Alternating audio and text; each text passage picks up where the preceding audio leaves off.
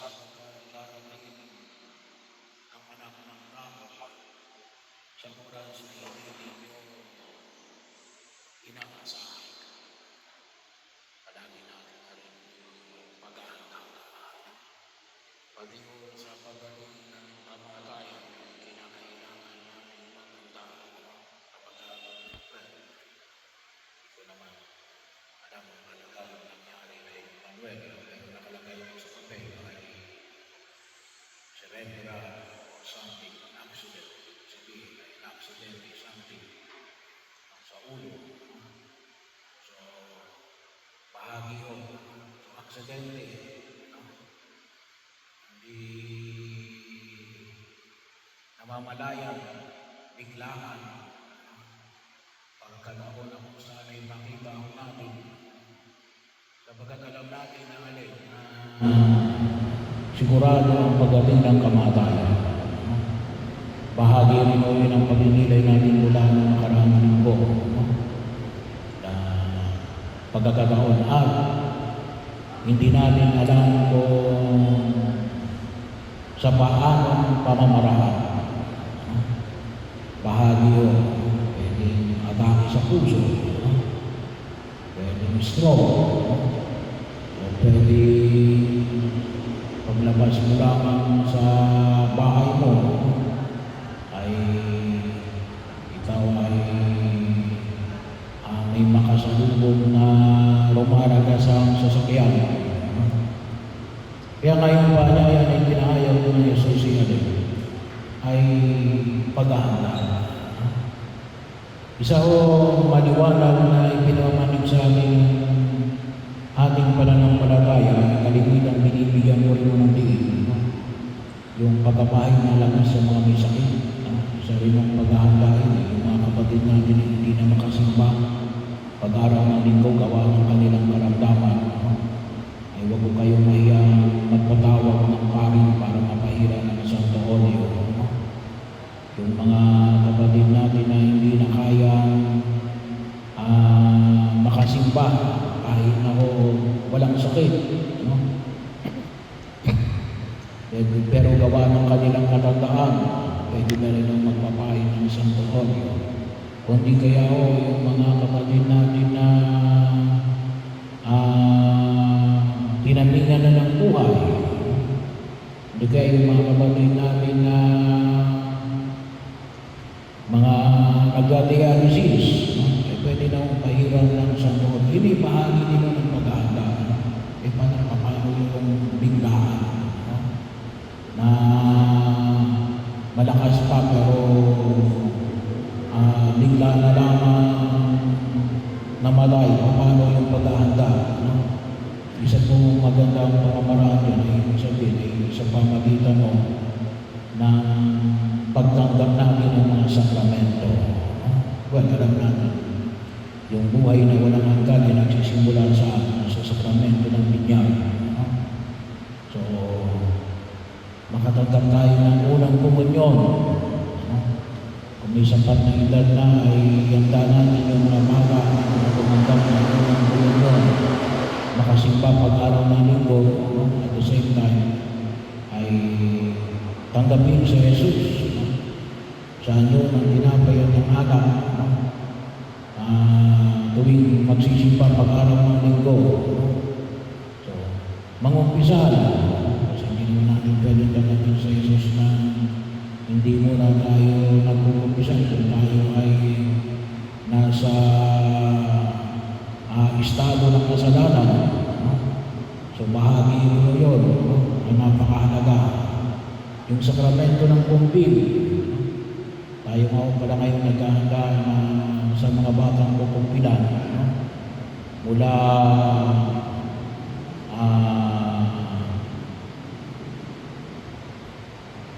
yung mga tumanggap ng unang komunyon, pwede na akong kumpilan yun. Magsisimula po yung ating seminar sa darating na Sabado. So makipag-ugnayan lamang po sa ating mga katekista, hindi kaya ako ay sa opisina ng ating parokya. So bahagi yun para makapag-seminar, para makumpilan.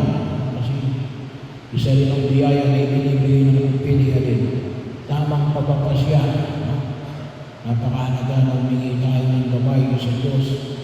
sa ating pang-araw-araw na desisyon. Ano pa? Kapag kayo ay may asawa, nagpakasal sa simbahan, napakahalaga ko yung kasal sa simbahan. Sabi mo nga, Father, mahal naman magpakasal sa simbahan. Hindi ho. Ay depende ko sa inyo. Ako ngayon ay nag-offer ng libreng kasal. Kaya kakasal na lang kayo doon sa regular na misa. Wala na masyadong palamuti. Kaya lang mo nagmamahal yung kasal. Sapagka gusto natin ngayon mag-arbo.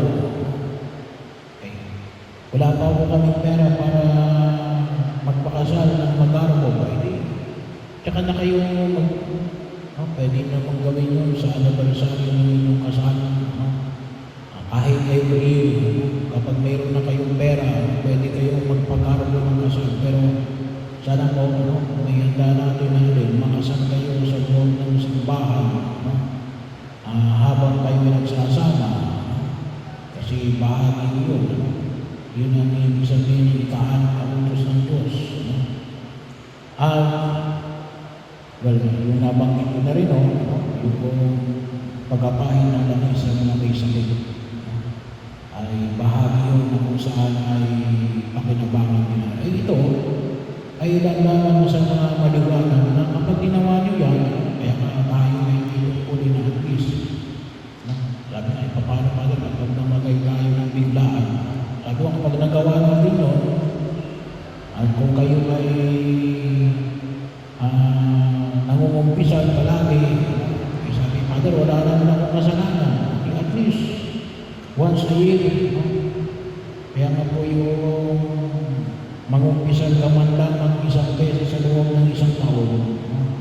Kung wala kang kasalanan, maliban na siguro yung pagmumura mo sa kapitbahay mo, na tinikismis ka, ay at least may kumpisan mo yun once a year. Pero kung wala kang mga malaking kasalanan, walang problema. Pero kapag may malaki kang kasalanan, yung 10 utos ng Diyos, mangumpisa ka kaagad. Kapag nagagawa namin yun, ano yung kasiguraduhan? Namin, tunay na mapapanatag yung ating kalooban.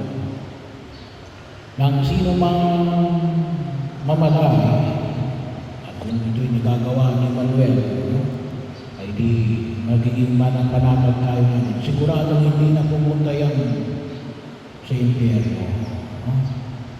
So, bahagi yun. Pero, sabi nga natin, siguradong pupunta yan sa natin. Pero, sabi nga natin, saan tayo? Meron tayong purgatorio. Bakit yung purgatorio? Ay, yun ay para sa hinihingi ng katarungan. Sabi ka nito, bakit tayo may purgatorio? Papayag ba kayo na yung mga nagnakaw sa atin, yung mga kurap sa atin, nangumpisa lang sila, pupunta na sila sa langit? Ay, hindi. Kasi ano sasabihin, ibalik mo yung ninakaw mo.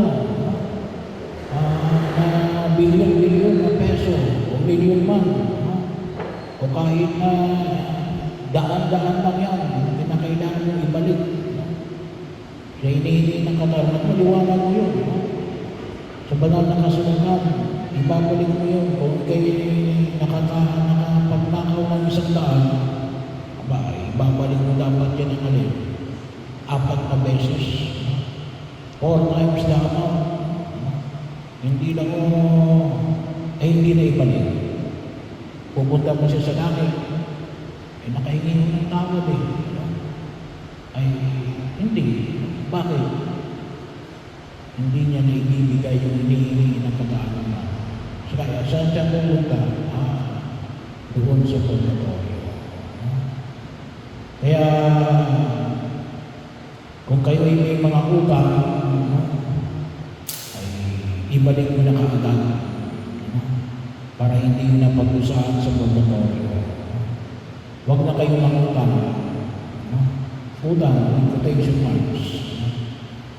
At ito yung hinulog natin, nawa ay pakinabangan ni Manuel, yung bangako ng buhay na walang hanggan, na sa ating pag-aaral.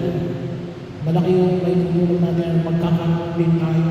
Tunay tunay ng kapayapaan, hindi lamang po yung namatay, kundi alin, yung mga naulila. Kaya, kung sakali man mayroong pang hindi naibibigay na hinihingi ng katarungan, si Manuel, tayong nagdarasal para higit natin pakilabanan ang tunay na pagliligtas ng ating